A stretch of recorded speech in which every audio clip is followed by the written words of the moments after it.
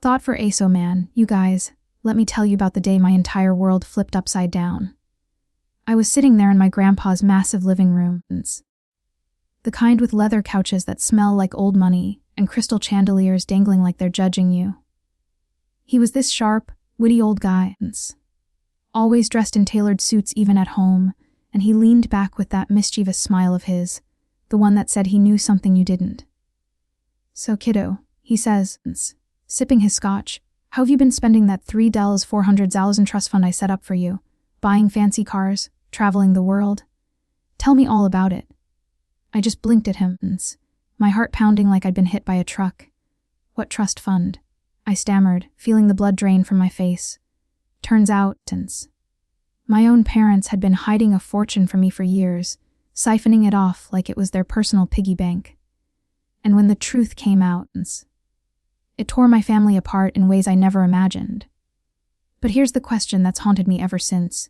If your parents stole millions from you, lied to your face your whole life, would you ever forgive them? Or would you fight back with everything you had? Tell me in the comments, would you have done what I did? Okay, let's rewind to the beginning, because this story didn't just happen out of nowhere. It was building for years, like a storm you don't see coming until the lightning strikes. I grew up in what I thought was a pretty average middle-class family in a suburb outside Chicago. My dad was a mid-level accountant at some firm downtown, always complaining about taxes and how the world was out to get the little guy. Mom worked part-time as a real estate agent, showing houses on weekends and gossiping with her book club friends about who was buying what. We had a nice house, nothing extravagant, a 3-bedroom ranch with a backyard where I'd play catch with my little brother, Tim, who's 5 years younger than me. I'm Alex, by the way, and at the time all this kicked off, I was 28, just scraping by as a graphic designer in the city, living in a cramped apartment with roommates because rent was insane and my student loans were like a noose around my neck. Life was okay, but money was always tight. My parents helped out here and there, like co-signing my car loan or sending a couple $100 for birthdays. But they made it seem like they were sacrificing big times. "We're not made of money, Alex," Dad would say whenever I asked for anything extra growing up. "You have to work for what you want in this world." Now, my Grandpa Harold, he was the real enigma in the family. He was my mom's dad, and he came from old money, like serious wealth from some oil investments back in the 60s. He lived in this sprawling estate up in Wisconsin, right on Lake Michigan, with servants and a private dock for his yacht. But he wasn't flashy about it. He was humble, always teaching us grandkids about hard work and integrity. I didn't see him much as a kid, because my parents said the drive was too long, and honestly, there was always this weird tension between Mom and him. She'd roll her eyes whenever his name came up, muttering about how he was stuck in the past, or too controlling. Tim and I would visit maybe once a year for holidays, and those trips were magical. Grandpa would take us fishing, tell stories about his adventures in Europe, and slip us 20s when Mom wasn't looking. He adored us, always saying we were his legacy. But my parents, they kept their distance, and I never questioned it. Kids don't, right? You just assume your parents know best. As I got older, things started feeling off. I went to community college first because my parents said we couldn't afford a 4-year university outright, even though I had decent grades. Scholarships or bust, Dad drilled into me. So I worked 2 jobs, flipping burgers and tutoring math, to pay my way through. Eventually transferring to a state school and graduating with a mountain of debt. Meanwhile, Tim was following in my footsteps, but he was smarter. Got into a better program for engineering. My parents helped him a bit more, I noticed, but still, they acted like every penny was a hardship. There were little signs, though. That didn't add up. Like one Christmas when I was 22, Mom showed up with a new diamond necklace, and Dad had traded in his old sedan for a shiny BMW. Business is booming, they'd say vaguely, or the family vacations to Florida that suddenly became annual traditions, staying in resorts instead of motels. I was happy for them, figuring they'd finally hit a good streak at work. But deep down, I felt a twinge of resentment. Why couldn't they have helped me more with school if things were going so well? Fast forward to my mid-20s. I was dating this girl, Sarah, who was amazing, smart, funny, the kind who makes you want to be better. We talked about getting married someday, but money was the elephant in the room. I was barely making ends meet, and she had her own loans for med school. One night, over cheap pizza in my apartment, I vented about my family. It's like they expect me to pull myself up by my bootstraps, but they never gave me the boots. I joked, but it wasn't really funny. Sarah encouraged me to talk to them, maybe ask for help with a down payment on a better place. So I did. I called my parents and laid it out, how I was struggling, how I appreciated everything they'd done, but could they loan me a few grand to get ahead? There was this long pause on the line. Then Mom said, "Alex, we're not a bank. You need to figure this out on your own. That's how life works." Dad chimed in with his usual lecture about responsibility. I hung up feeling like crap, like I was some entitled kid asking for handouts. Sarah hugged me and said, "Maybe reach out to your grandpa. He seems loaded, and he loves you." I laughed it off at first. Grandpa was family, but I didn't want to beg. But a few months later, when my car broke down and I faced eviction, I swallowed my pride and drove up to see him. Pulling up to his estate that day felt like entering another world. The gates swung open automatically, and there he was on the porch, waving like I was the president. We hugged, and he poured us drinks. Scotch for him, beer for me. We caught up for hours, my job, Sarah's, Tim's college antics. He asked about my parents, and I was honest. Things were strained, money was tight. That's when his face changed, that smile creeping in. "Well, sons, you've got that trust fund I set up when you were born. $3,400,000, to be exact.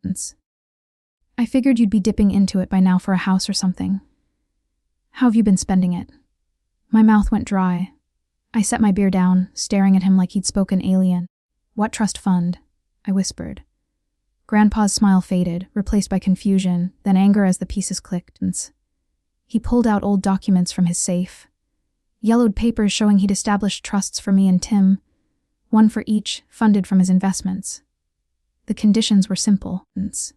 Accessible at 21 for education, home, business, whatever built our futures. But my parents were named as trustees until we turned 25, to guide us. Grandpa assumed they'd told us years ago. They hadn't. And as we dug deeper that afternoon, calling his lawyer, the truth hit like a freight train. The fund was nearly empty.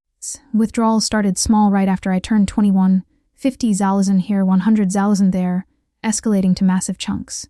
Signatures, my parents, they'd forged documents. Claimed it was for my benefit, but it was all lies. The money went to their lifestyle, the BMW, the necklace, vacations. Even a secret investment property in Florida I knew nothing about.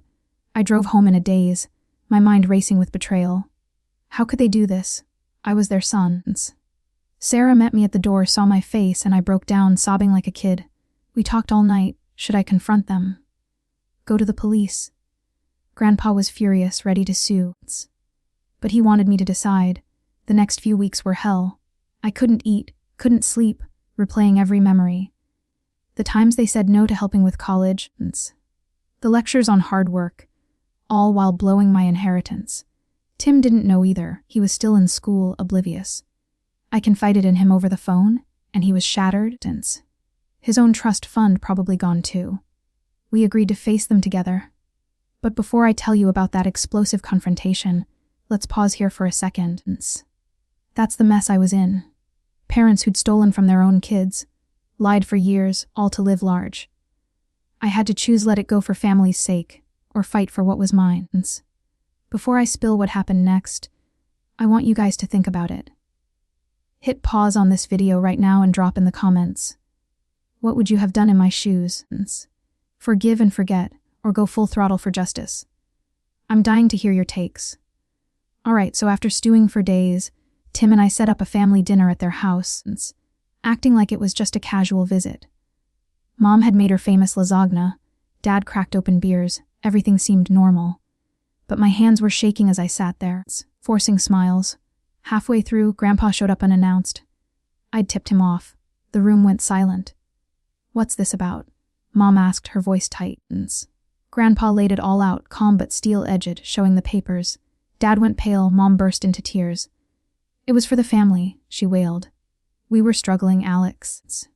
Your grandpa's money was just sitting there and we needed it." "Needed it? For what? Their spa weekends? The Florida condo?" Dad tried to play it off. "We invested it wisely. It's still yours technically, but the lawyer we'd consulted said otherwise. Embezzlement, fraud, the works." I exploded then, years of resentment pouring out. "You stole from me!" "From Tim. We busted our asses while you lived like kings." "How could you?" The shouting match lasted hours. Mom confessed they'd started small, borrowing, for bills, but it snowballed. Dad admitted the investments went south, losing chunks in bad stocks. They begged forgiveness, said they planned to pay it back someday. But someday, I was 28 drowning in debt because of their lies. We didn't forgive. Grandpa's lawyer filed charges the next week. Grand theft, forgery. It was ugly. Cops at their door, assets frozen. The Florida property. Sold to reimburse us. Mom and Dad pleaded guilty to lesser charges, got probation, community service, stints. Had to pay restitution from their savings. The family splintered. Thanksgivings alone, phone calls ignored. Tim and I got what was left.